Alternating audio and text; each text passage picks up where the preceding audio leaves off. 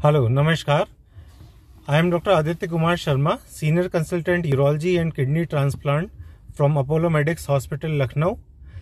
I am working for last 15 years in the field of urology and medicine, and my area of expertise is laparoscopic surgeries, urinary incontinence and prostate related problems. Apart from that, kidney stones and kidney transplant.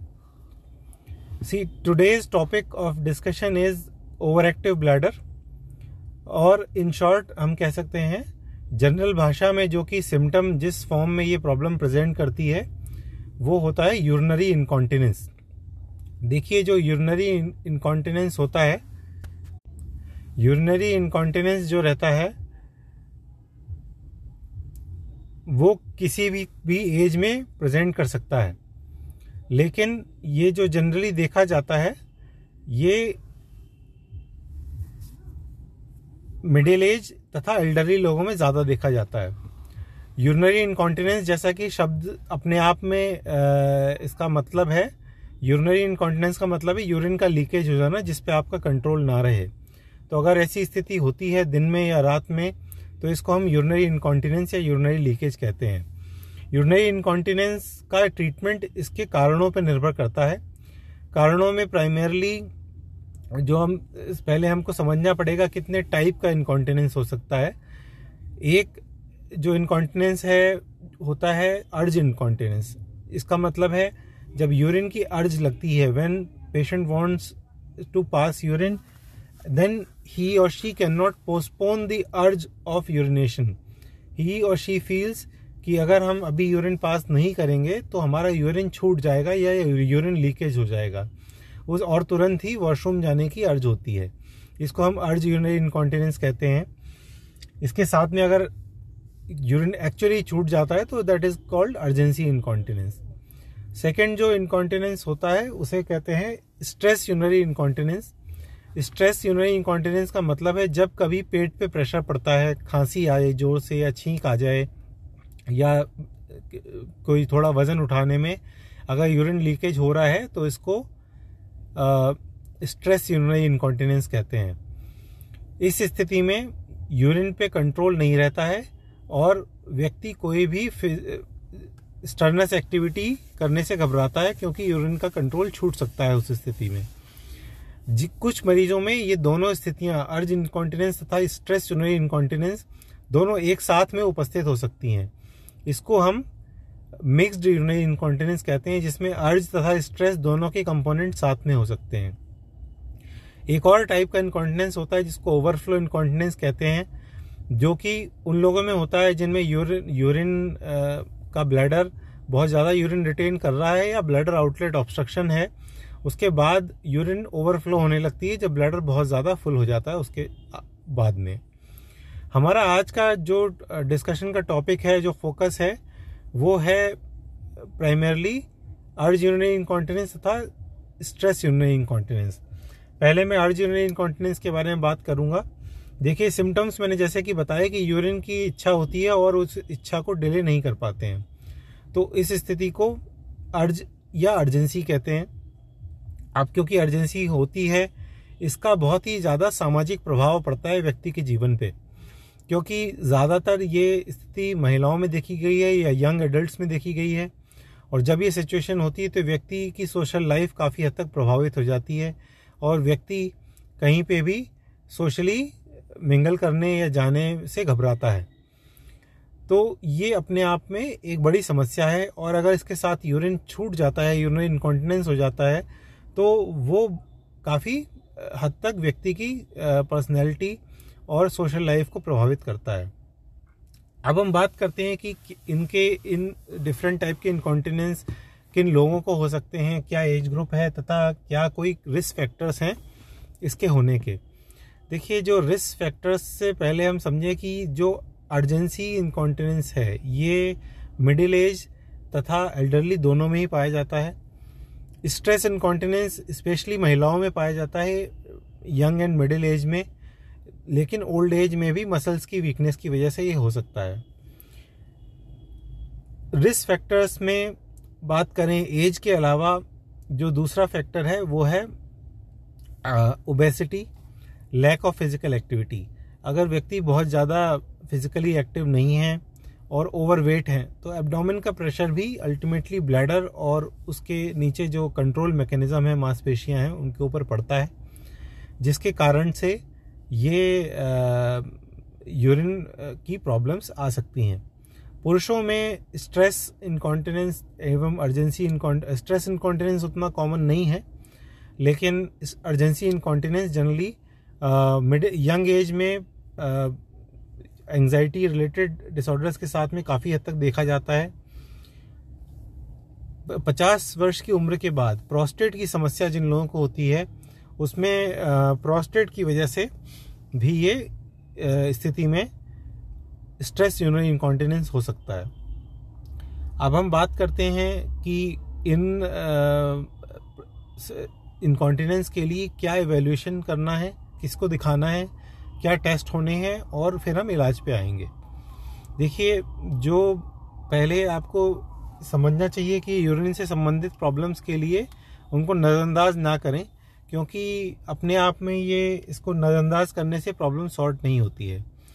आप अपने urologist को दिखाएं और उनसे सलाह लें कि इसके लिए क्या करना चाहिए।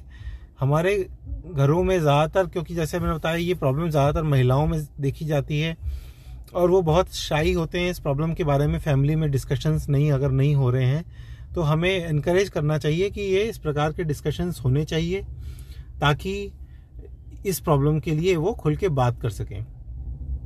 अपने यूरोलॉजिस्ट से आप अपनी ये प्रॉब्लम को अच्छे से डिस्कस करें और होने वाली जांचों तथा इलाज के ऑप्शंस को पूरी तरह समझें। डायग्नोसिस की बात करें तो पहले जनरल फिजिकल एग्जामिनेशन के बाद जनरली यूरिन के फ्लो की जांच तथा एक बेसिक अल्ट्रासाउंड जांच की जाती है। इसके अलावा यूरिन कल्चर एवं रूटीन एग्जामिनेशन के द्वारा यूरिन इन्फेक्शन को रूल आउट करना आवश्यक है। तो बेसिकली डायग्नोसिस मोस्टली क्लिनिकल है और सिंपल जांचों के आधार पे इसकी तुरंत डायग्नोसिस हो जाती है। अब हम इलाज पे आते हैं। इस इलाज देखिए मल्टी मॉडल है। पहले जैसे अर्जेंसी इनकॉन्टिनेंस की बात करें तो जैसे कि मैंने बताया, ये ओवर एक्टिव ब्लैडर के साथ एसोसिएटेड होती कंडीशन। इसका कारण होता है over active bladder. Over active bladder जैसे कि शब्द में ही अपने आप में एक्सप्लेनेटरी है कि ब्लैडर ज़रूरत से ज़्यादा एक्टिव है। नॉर्मली स्टोरेज फेज में ब्लैडर को कॉन्ट्रैक्शन नहीं करना चाहिए और प्रॉपरली यूरिन स्टोर करनी चाहिए, और जब स्टोरेज हो जाए उसके बाद ही वो सिग्नल ब्रेन को भेजता है कि यूरिन पास करना ज़रूरी है, ब्लैडर कैपेसिटी रीच हो गई है। लेकिन अर्जेंसी इनकॉन्टिनेंस के मरीजों में ये बहुत ही कम कैपेसिटी पे ये प्रॉब्लम पे ब्लैडर सिग्नल भेजने लगता है और कॉन्ट्रैक्शन से स्टार्ट कर देता है। तो in short bladder over active हो जाता है। जैसे कि घर में कोई नॉटी बच्चा होता है, आप उसको कहते हैं कि आप शांति से बैठिए, लेकिन वो नहीं बैठ रहा है। इसी तरीके से जब यूरिन की अर्ज आ रही है, ब्रेन कह रहा है कि हम अभी नहीं जा सकते, हम सोशली जगह नहीं मिल रही है, वॉशरूम नहीं मिल रहा है, बट ब्लैडर नहीं सुन रहा है और अल्टीमेटली यूरिन लीक हो जा रही है। और इस वजह से ही प्राइमरी प्रॉब्लम है कि व्यक्ति की सोशल लाइफ बहुत ज़्यादा प्रभावित होती है और वो हर जगह जाने से पहले ये सोचते हैं कि हमको टॉयलेट मिलेगा या नहीं, वॉशरूम मिलेगा या नहीं। तो इन सब कारणों से बहुत आवश्यक है कि इसके लिए हम ट्रीटमेंट सीख करें और डिस्कस करें। इसके इलाज के लिए फर्स्ट स्टेज में देखिए लाइफस्टाइल चेंजेस करना बहुत ज़रूरी है। लाइफस्टाइल चेंजेस का मतलब है जो कारण है उनको हटाएं। यानी देखिए, स्मोकिंग है, जो इरिटेंट सब्सटेंसेस हैं उनका सेवन कम से कम करें, जिसमें एक स्मोकिंग बहुत बड़ा इम्पॉर्टेंट फैक्टर होता है। इसके अलावा जो अन्य इम्पॉर्टेंट फैक्टर है स्पाइसी फूड, उसका सेवन कम होना चाहिए। और ऑक्सलेट कंटेनिंग फूड एवं जो नट्स होते हैं वो भी ब्लैडर इरिटेंट्स होते हैं। एक्सेसिव टी कॉफ़ी, चाय या कॉफ़ी का सेवन भी ब्लैडर इरिटेंट का काम करता है। तो इन सब चीज़ों का कम से कम सेवन करना चाहिए। इसके अलावा डेली एक्सरसाइज करें, हेल्दी लाइफस्टाइल मेंटेन करें। इससे क्या है कि वेट लॉस होने से, अगर आपके बेली के अराउंड फैट है, अगर काफ़ी ज़्यादा सेंट्रल ओबेसिटी है, तो उस स्थिति में ये जो है प्रॉब्लम बढ़ जाती है, क्योंकि ब्लैडर पे और ज़्यादा प्रेशर पड़ता है एब्डोमिनल फैट का, और ब्लैडर कैपेसिटी जो ज़्यादा होनी चाहिए वो उतना भी प्रेशर से पहले ही ब्लैडर कॉन्ट्रैक्शन करने लगता है।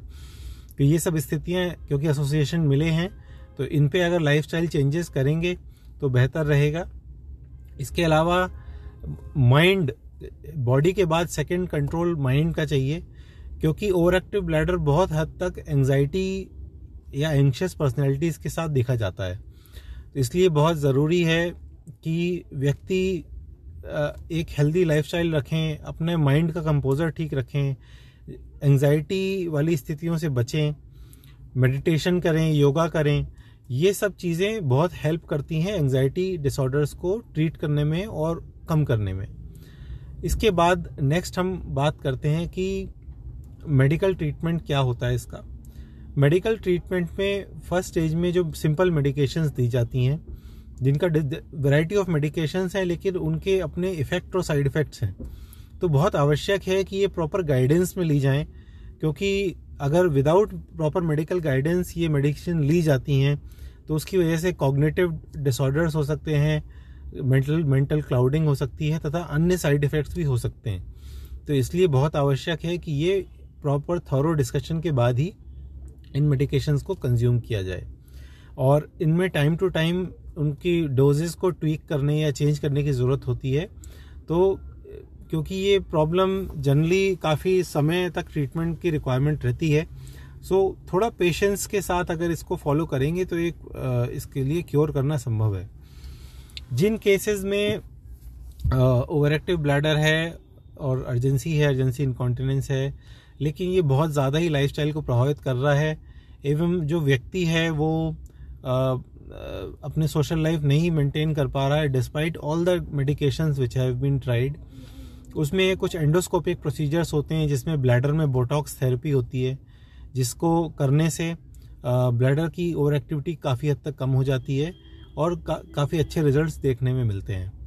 बहुत ही एक्सट्रीम केसेस में कुछ सर्जिकल प्रोसीजर्स होते हैं, लेकिन वो उतना कॉमन नहीं है।